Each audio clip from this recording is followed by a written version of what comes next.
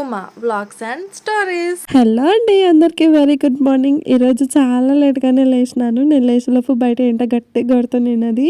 ఎందుకంటే ఇక్కడికి వస్తే అసలుకి లేవబుద్దే కాదు కదా. ప్రశాంతంగా ఎంత టైం అయినా పడుకోవాలని అనిపిస్తుంది. ఇంకా ముందు రోజు మాత్రం 10:30కేమో లేచిన. నాకే ఎట్లనో అనిపించింది. నెక్స్ట్ టైం అస్సలు లేవద్దు అనుకున్నా. కానీ ఈరోజు కూడా 9:30కి లేచింటి. ఇలా హ్యాపీగా పడుకుంటే నెత్తి చాలా ప్రశాంతంగా అనిపిస్తుంది. నిద్ర బాగా పోతా కాబట్టి మస్తు ఫ్రీగా కూడా అనిపిస్తుంది. అయినా కూడా ఇప్పటికీ ఇంత టైం అయినా పిల్లలు కూడా లేవలేదు. నాతో పాటు పిల్లలు కూడా చాలా బద్ధకంగా తయారవుతారు. ఈడు కానీ వచ్చిందంటే ఆడ ఉంటే నాతో పాటు పిల్లలు కూడా చాలా ఫాస్ట్గా లేస్తారు కదా. నన్ను అస్సలకి పని చేసుకొనియకుండా లేచి కూర్చుంటారు కదా.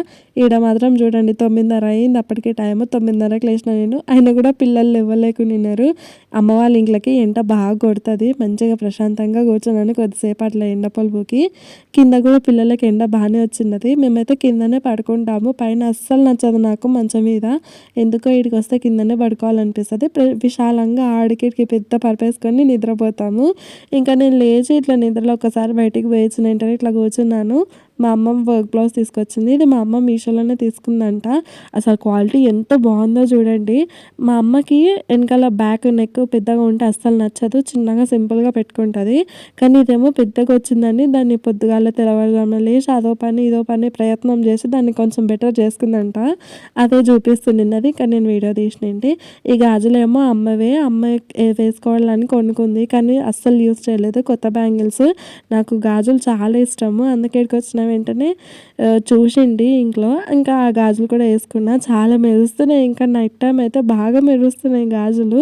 పాపని లేపుతున్నా నేను. టైం చాలా ఎక్కువైంది కదా. మళ్ళీ మధ్యాహ్నానికి నిద్రపోదు.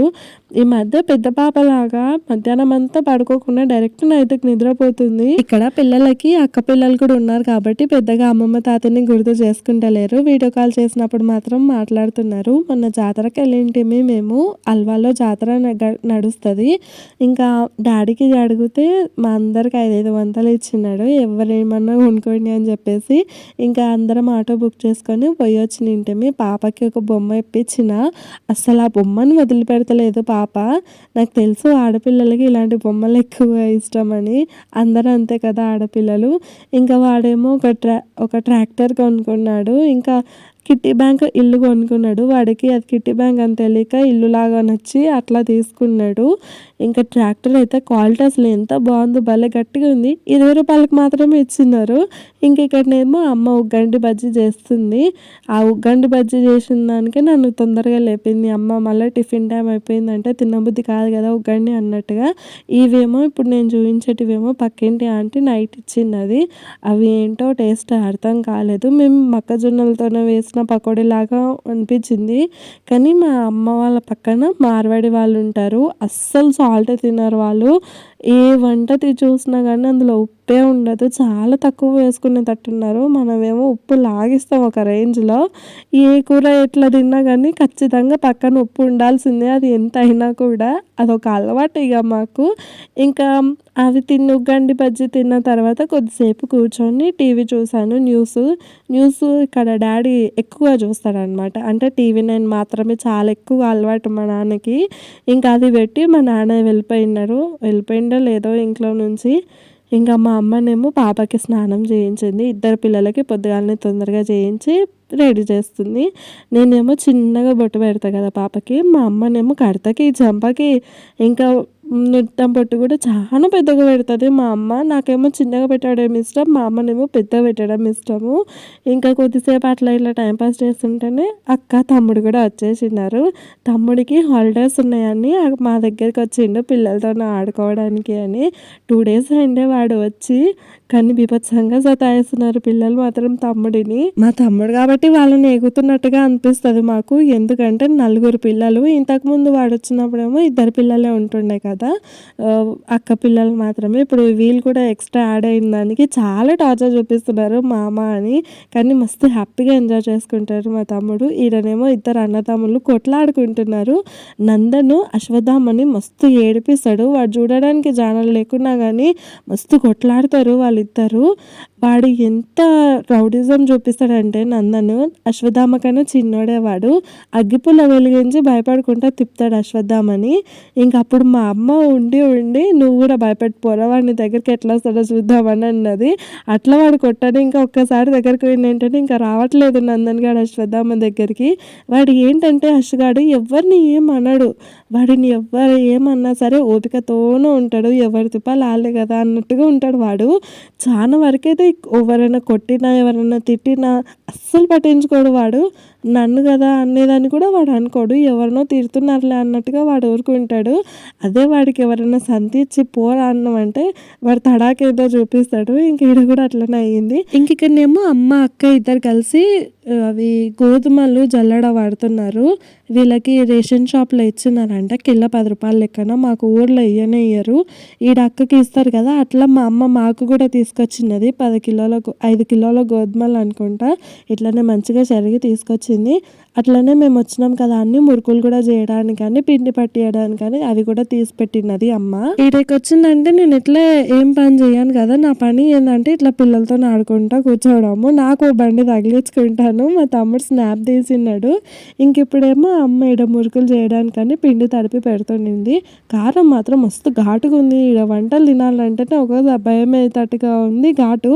అంతగానం ఉంది కారము. మేబీ అమ్మ కొట్టించిందేమో నాకు తెలిసి. పాపనేమో ఇంకా ఇక్కడ రైమ్స్ చూసుకుంటా కూర్చుంది. బాగా అలవాటు అయిపోయింది మొబైల్. ఖచ్చితంగా డైవర్ట్ చేసేయాలి ఊరికి వెళ్ళిన వెంటనే. నాకేంటంటే ఇక్కడికి వచ్చిందామంటే పిల్లలని ఏమన్నా అలాంటి కొంచెం భయం అనిపిస్తుంది. ముఖ్యంగా అశ్వత్థామని. ఎందుకంటే వాడు అక్కడ నాన్నమ్మ తాత నాన్నకి చాలా అడిక్ట్ అయిపోయి ఉంటాడు కదా. బాగా అలవాటు అయిపోయింది కదా వాడు. అందుకే ఇక్కడికి వచ్చినప్పుడు ఏమైనా అరవాలన్నా కూడా నేను అరవను వాడి మీదికి. ఒకవేళ వాళ్ళు ఏమైనా గుర్తుకొచ్చి ఇబ్బంది పడతాడేమో అన్నట్టుగా వాడిని నేను ఏమనను. అందుకే ఇక్కడికి వస్తే గారాబం చాలా ఎక్కువైపోతుంది. ఇంకా మా అమ్మ ఈసారి ఫస్ట్ టైం శనగపప్పేనేమో వేసినదంట ఇందులో పిండి పట్టించేటప్పుడు. కొంచెం మంచిగా ఉంటే ఏమో టేస్ట్ అన్నట్టుగా. కానీ మా అక్క నూనెలో వేయించుతుంటే అవి కాలిన వెంటనే బాగా పట్టమని చిట్లిపోయినాయి చాలా వరకు. ప్రతి ఆయిల్ అలానే అయినాయి. అవి శనగపిండి వల్లనే శనగపప్పు వల్లనే ఉండొచ్చునని మా అమ్మ అనింటే. ఇంక ఇక్కడనేమో మా అమ్మ పిండి తడుపుతుంటే మా అక్కనేమో చేస్తున్నది. కారమప్పలు కూడా చేసుకోవాలనుకున్నాం కానీ ఇంకా ఇవే మంచిగా ఉంటాయిలే అని చెప్పేసి ఇంకా అమ్మ వద్దని చెప్పింది. ఇంకొకటి నాకు హర్షాలు కూడా చాలా ఎక్కువగా ఇష్టము. నేను ఇక్కడికి వచ్చినప్పుడల్లా హర్షపిండి ఖచ్చితంగా చేయించుకొనే పోతాను. లేకపోతే ఆడికి అమ్మ వచ్చినప్పుడు అమ్మ దగ్గరనైనా చేయించుకుంటాను. నాకు అన్నింటికన్నా ఇలాంటి పిండి వంటల్లో చూసుకుంటే హర్షాలే చాలా ఎక్కువగా ఇష్టము. అందులో బెల్లం తీపి బాగుంటుంది. ఇంకొకటి మంచిగా దొడ్డుగా ఉంటాయి కాబట్టి నాకు ఎక్కువ ఇష్టము. స్వీట్ చూసుకుంటే నేను బాగానే తింటాను. మరి అంతగానం కూడా నెగ్లెక్ట్ ఏం చేయను. స్వీట్ కూడా ఓకే మంచిగానే తింటాను. ఇక్కడనేమో పిల్లలు ఇద్దరు ఆడుకుంటున్నారు. అశ్విత ఉరుక్కుంటూ నా మీద పడుతుంది. మస్తు హ్యాపీగా ఉంటుంది కదా పిల్లలు ఇట్లా మంచిగా ఎంజాయ్ చేస్తుంటే చూస్తుంటే. మా ఇంట్లో అందరికన్నా పెద్ద తుఫాను నందన్ గాడు పడుకునిన్నాడు. అందుకే అన్ని మురుకులు గంట సేపట్లో అయిపోగొట్టిండ్రు మా అక్క అమ్మ ఇద్దరు కలిసి. వాడుగానే మేలుకా ఉంటే అవి ఏ సాయంత్రమో ఏ రాత్రినో అవుతుండే. బాగా సతాయిస్తాడు. ఇంకా అక్క వర్షిణిని కూడా స్కూల్ దగ్గర నుంచి తోలుకొని వచ్చినది. అందరం కలిసి కూర్చొని మాట్లాడుకుంటూ తింటున్నాము. పిల్లలకేమో బొరుగులు పెట్టించినది అమ్మ. పిల్లలేమో అవి తింటున్నారు. మా నాన్నకేమో డైలీ కంపల్సరీగా పెగ్గు ఉండాల్సిందే. అది లేకపోతే అంటే డైలీ అంటే నైట్ టైం అయితే ఖచ్చితంగా తీసుకుంటారు. మధ్యాహ్నం ఇంకా ఎప్పుడన్నా ఒకసారి తీసుకుంటారు ఏదన్నా సందర్భం వచ్చిన. ఉడకబెట్టిన గుడ్డు టమాటా చారు ఎట్లుంటుంది తెలుసా కాంబినేషను. నీలము మొత్తం అన్నంలా కలిపేసుకోవాలి, కరిగిపోవాలి. అప్పుడు పైన ఉన్న లేయర్ అట్లా పెట్టుకొని తింటే ఉంటుంది సూపర్ మమ్మీ. అట్లా తినాలి టమాటా చారుల గుడ్డు, ఉడకబెట్టుకున్న గుడ్డు.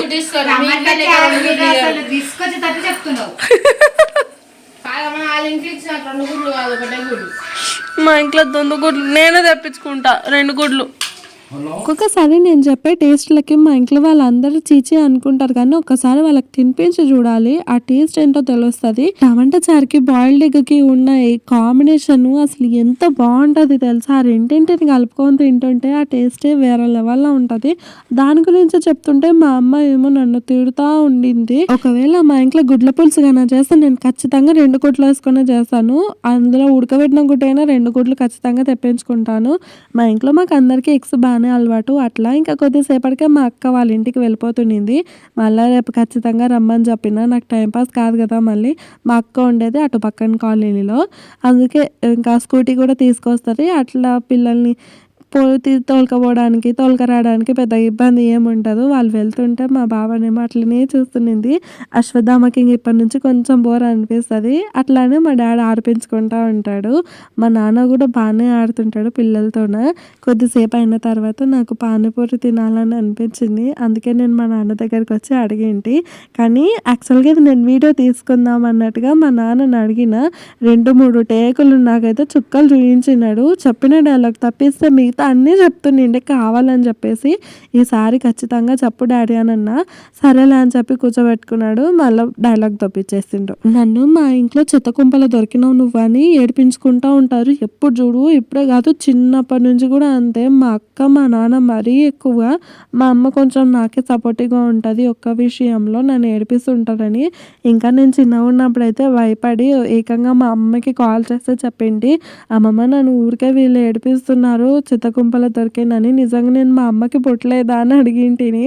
ఆ విధంగా నాకు చిన్న ఉన్నప్పుడు నా మైండ్ అట్లా అయిపోయినదని. ఇంకా అప్పుడు మా అమ్మమ్మ చాలా తిట్టినదంట మా నాన్నని అమ్మని, ఊరికే అట్లా ఏడిపిస్తే పిల్ల మైండ్ మొత్తం ఖరాబ్ అయిపోతుంది, అట్లా ఏడిపించకండి అని. కానీ వీళ్ళు వింటారా? నాకు ఊహ వచ్చిన తర్వాత అర్థమైంది వీళ్ళు ఉత్తగా ఏడిపిస్తున్నారు నన్ను అని. అంతవరకు నేను కూడా నిజమని నమ్మేసిన. ఇంకా మా నాన్న అయితే ఏకంగా స్కూల్లో వాళ్ళని కూడా నమ్మిపించిండు. అంతగానం ఇది చేస్తారు నన్ను ఎత్తుకొచ్చుకున్న దాన్ని అని. ఇప్పుడైతే మా నాన్నని పానీపూరి తినడానికి అని అడిగిన కదా, ఇంకా బయటికి అయితే వెళ్తున్నాము. నాన్ననేమో బైక్ మీద వస్తున్నాడు. ఫస్ట్ మమ్మల్ని వెళ్ళిపోమన్నాడు. ఎందుకంటే మా తిప్పలు మేము అడిగిపోయినాక మా నాన్న తిప్పలు నాన్న వెళ్ళిపోతాడు. అట్లా ఏ టైంలోనైనా సరే మా నాన్నకి పని ఉండడం మాత్రం పక్కాగానే. ఇంకా చీకట్లో అప్పుడప్పుడు ఇలా నడుచుకుంటూ పోతుంటే చాలా మంచిగా అనిపిస్తుంది. ఎక్కువగా మేము బయటికి రాము కాబట్టి హైదరాబాద్కి వచ్చినప్పుడే కదా నేను బయట తిరగాల్సింది. అందుకే నాన్నని అడిగిన వెంటనే సరే అని చెప్పిండు. కానీ నేను రోడ్ మీద ఇట్లా ఎక్కడికైనా వెళ్ళినప్పుడు కెమెరా పట్టుకుంటే కొంచెం వింతగా చూస్తున్నారు. ఎప్పుడు వీడియోనే తీసుకునే తట్టుకుంది, ఎందుకో వీడియోస్ తీస్తుంది అన్నట్టుగా. కానీ ప్రతి ఒక్కరికి మనం ఎక్స్ప్లెనేషన్ అయితే ఇవ్వలేము కదా. ఈడ కూడా కొంచెం వీడియో తీసుకోవాలని అనిపించింది. కాకపోతే అక్కడ ఉన్న వాళ్ళంతా చూస్తుంటే నాకు ఎలానో అనిపించింది. ఈ ఒక్కసారి అయితే వదిలేసుకున్నాను. నెక్స్ట్ టైం నుంచి కొంచెం అలవాటు చేసుకుంటాను పబ్లిక్లో వీడియో తీసుకోవడం కూడా. నాకు అట్లీస్ట్ కానీ ఎందుకో పానీపూరి ఎక్కువగా ఇష్టము. అది పెద్దగా తినబుద్ధి కాదు. అది ఏముందండి, పటానీలో సమోసా చించేసి ఇస్తారు అంతే. అది మాత్రం అస్సలకే అరగదు. అందుకని నేను పానీపూరి ఎక్కువగా తింటాను. కానీ పానీపూరి తినడం మేము కానీ అది మొత్తం అయిపోయిన తర్వాత స్వీట్ తింటాం కదా, అందులో ఉంటుంది అసలైన సాటిస్ఫాక్షన్. నాకైతే చాలా ఇష్టము. ఈడనేమో నేను అమ్మ కలిసి ఒక 40-50 రూపీస్ ఏమో తిన్నాము. అప్పుడేమో మంచిగా 10 రూపాయలకి 8 పానీపూరీలు వస్తున్నాయి. ఇప్పుడేమో 20 రూపాయలకే 5-6 ఇస్తున్నారు. మాకు కనీసం మేము ఒక 10 కూడా తినలేదు. 50 రూపాయలు తీసుకున్నాడు. పిల్లలకి ఇద్దరికి షరా ఒకటి ఉత్తది నార్మల్గా ఇచ్చిండు, అందులో ఏం పెట్టేయకుండానే. ఆ రెండింటికే 10 రూపాయలు తీసుకున్నారు. ఇంకా ఏం అడుగుతామండి, పబ్లిక్లో ఉన్నప్పుడు ఏం అడగలేము కదా. అందుకే ఇంకా నార్మల్గా ఇచ్చి వచ్చేసినాడు మా నాన్న. మేము తిని పక్కకు వచ్చేసినాము. ఒక్కటి మిగిలితే నా దాంట్లో మా నాన్న తింటున్నాడు. నేనైతే స్వీట్ చాలా ఇష్టం నాకు. లాస్ట్కి అడిగి మరి స్వీట్ పెట్టించుకొని తినేసి ఇంకా మేమైతే బయలుదేరుతున్నాము. నాన్న తర్వాత వస్తా అని చెప్పింది. బైక్ తెచ్చుకున్నాడు కదా డాడీ. ఈసారి మా అక్క మిస్ అయిపోయింది. అస్సలు దానికి ఫోన్ చేసి కూడా చెప్పొద్దని అనుకున్నాము. కానీ అనుకోకుండా ఇంటికి వెళ్ళేటప్పుడు ఆమెనే ఫోన్ చేసింది. ఇంకా అంతేలే, నేను లేకుండా మీరు వెళ్ళిపోతారులే అన్నట్టుగా కొద్దిసేపు క్లాస్ తీసుకుంది. ఇంకా వదిలేసుకున్నాంలే ఎట్లే అని. ఎందుకంటే మా అక్కతో ఎక్కడికైనా పోవాలంటే ఎంటర్టైన్మెంట్ చాలా ఎక్కువగా ఉంటుంది తెలుసా. మస్తు కామెడీ చేస్తుంటుంది, అందరినీ ఏడిపిస్తూ ఉంటుంది. చాలా మంచిగా ఉంటుంది మా అక్కతో ఎక్కడికైనా వెళ్ళాలంటే కూడా.